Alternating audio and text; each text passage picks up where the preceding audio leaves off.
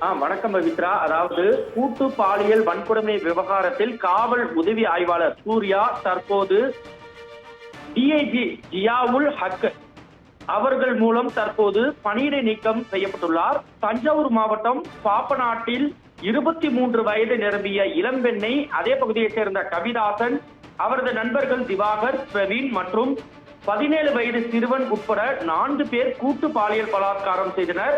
இது தொடர்பாக ஒரத்தநாடு அனைத்து மகளிர் காவல் நிலைய போலீசார் வழக்கு பதிவு செய்து கைது செய்யப்பட்டனர்.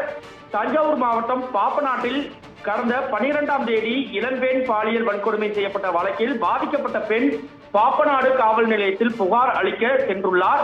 அப்போது பணியில் இருந்த பெண் காவல் உதவியாளர் சூர்யா புகாரை பெறவில்லை என கூறப்படுகிறது.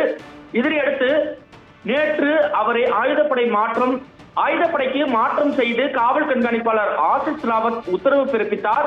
இந்த நிலையில் பணியிடை நீக்கம் செய்து டிஐஜி ஜியாவுல் ஹக் உத்தரவு இன்று பிறப்பித்துள்ளார் என்பது குறிப்பிடத்தக்கது. இந்த விஷயம் தற்போது மிகப்பெரிய பரபரப்பாக காணப்படுகிறது. பவித்ரா, கூடுதல் விவரங்களுக்கு நன்றி சதாம் ஹுசேன்.